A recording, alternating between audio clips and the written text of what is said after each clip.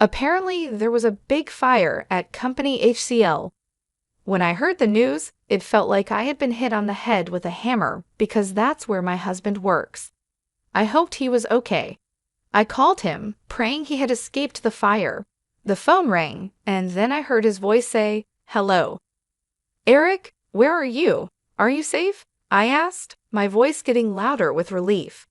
He sounded annoyed and said, "What's the matter with you? Why are you talking so loud? I'm at work. Don't call me while I'm working." Then he hung up. At least he wasn't involved in the fire, but his response was strange. My name is Lisa, and I'm 35 years old.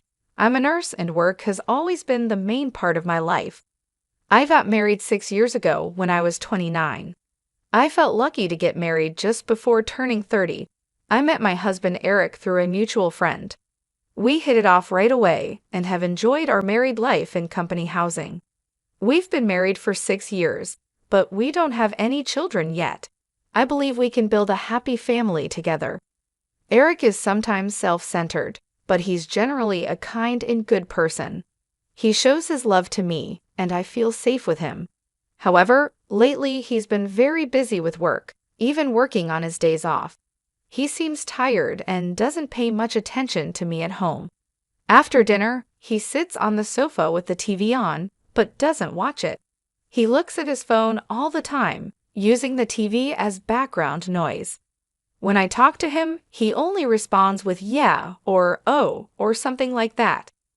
I thought maybe I said something to make him upset, but I decided he was just tired from his busy work schedule.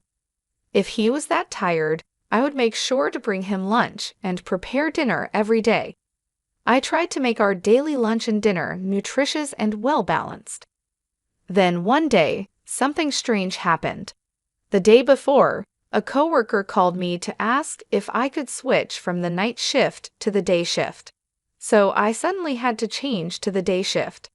I had originally told my husband I would be working the night shift, so I thought I should tell him about the change. But I was busy and ended up emailing him on the same day. I emailed him, saying that I had switched to the day shift and would make dinner and wait for him. But he didn't reply. I thought he was busy at work, so I focused on my own work too.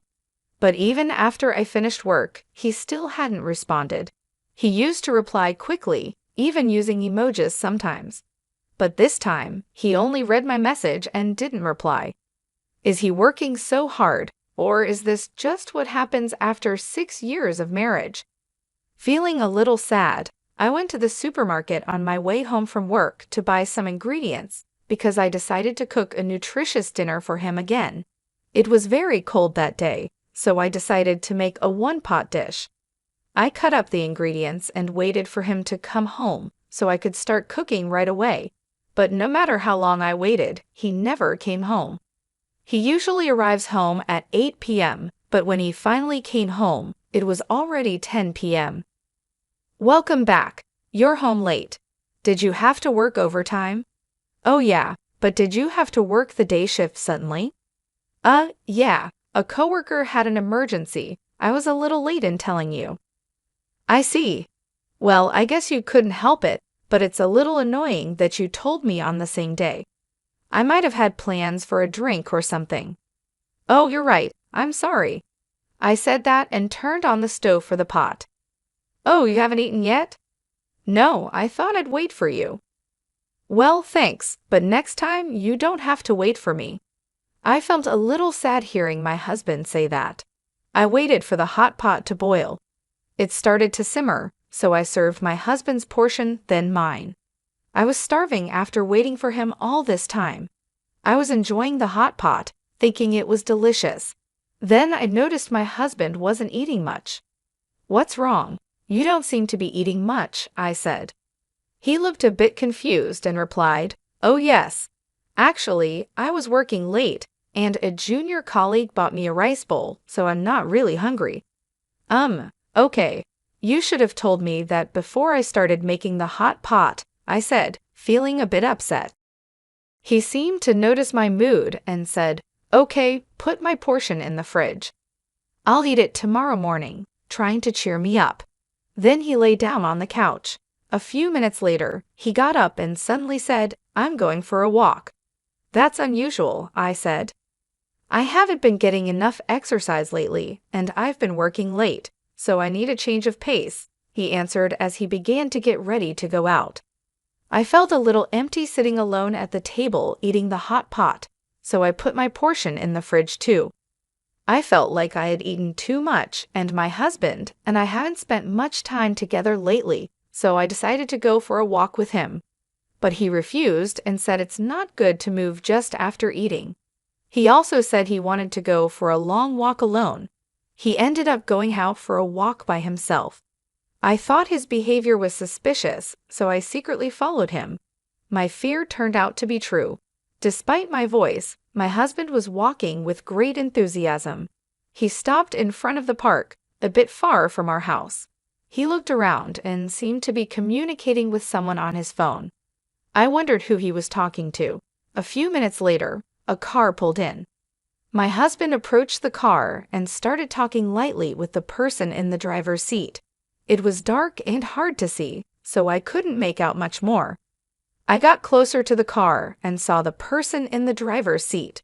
She had long curly hair and glossy lipstick. It was a woman, laughing happily as my husband got into the passenger seat. He was totally having an affair, right? By the time I thought that, the car had already driven away. I stood there for a while stunned.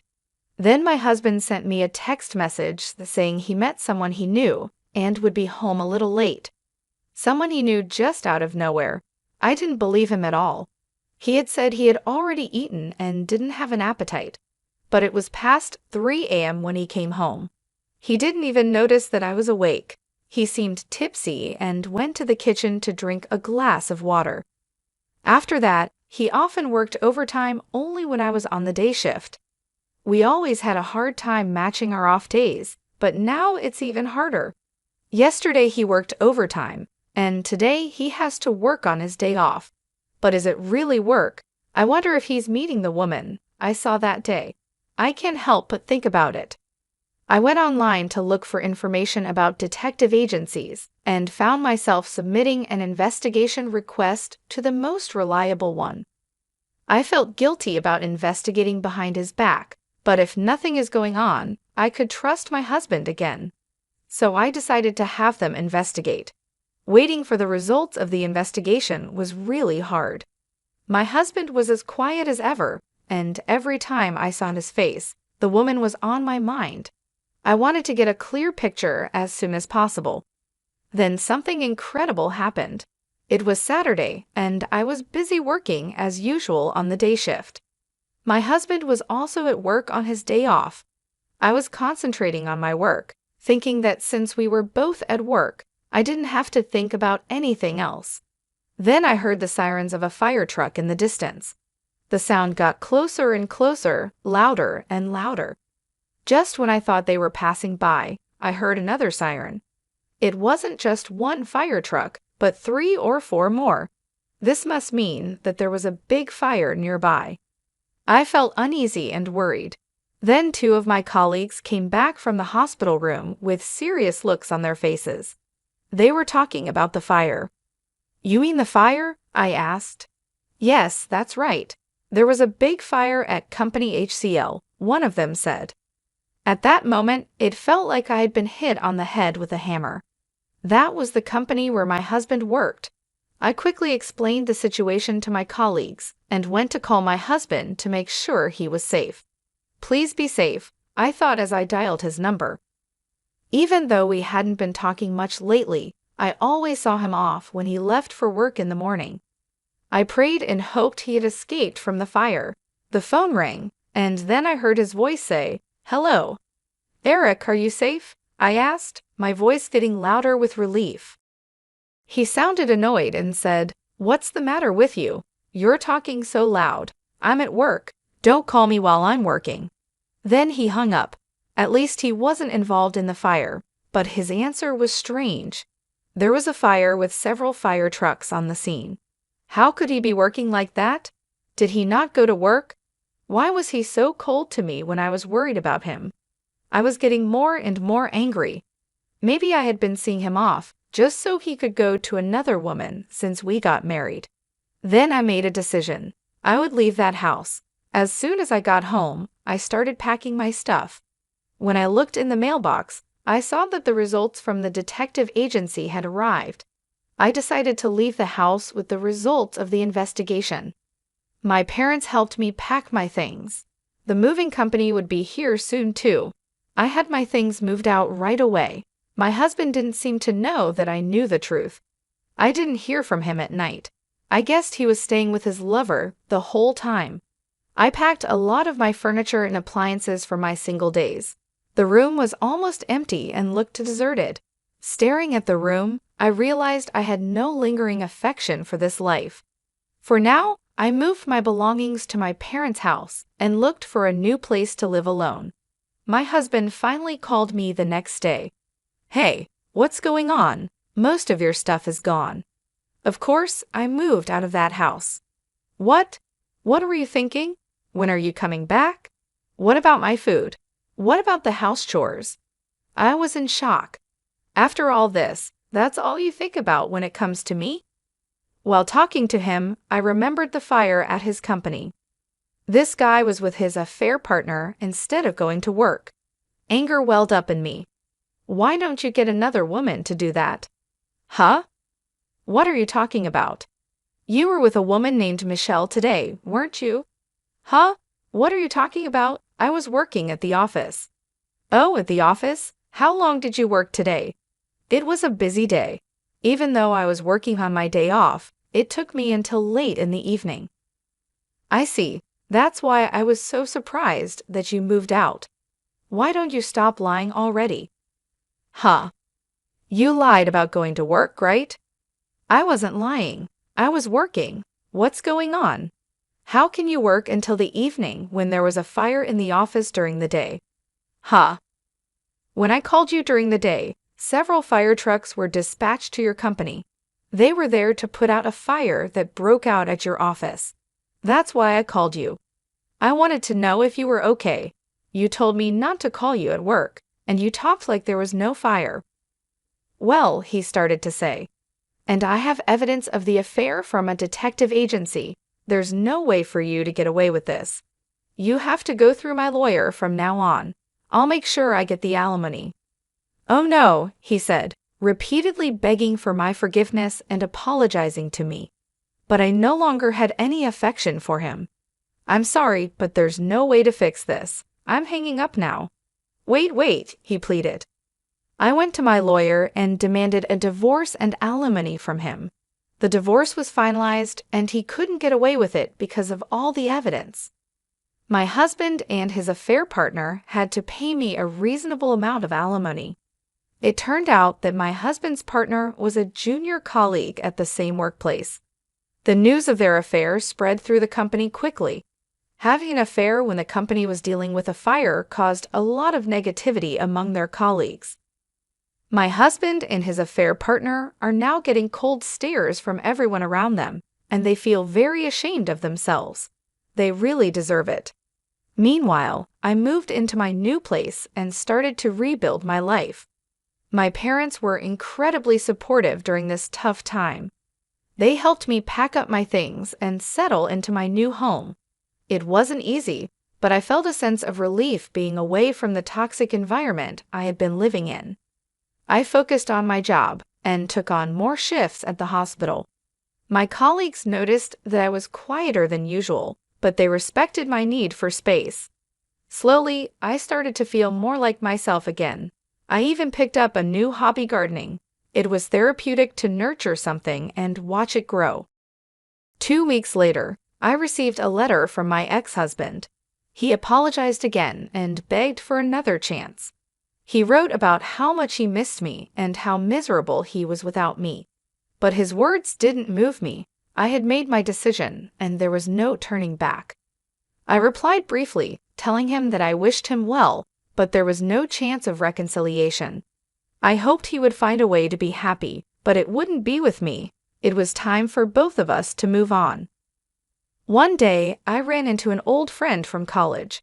We had lost touch over the years, but it was nice to catch up. She had also gone through a tough breakup and understood what I was going through. We decided to meet regularly, and soon we became close friends again. It felt good to have someone to talk to and share my feelings with. Months passed, and I found myself in a much better place. The pain and anger I had felt started to fade, and I began to look forward to the future. I even started dating again, taking things slow and enjoying getting to know new people. My ex-husband's affair and the divorce were hard lessons, but they taught me a lot about myself and what I want in life. I learned the importance of self-respect and the value of true, supportive relationships. I knew that I deserved better and that I would never settle for anything less again. Life was starting to feel normal again, and I was grateful for the journey I had taken to get there.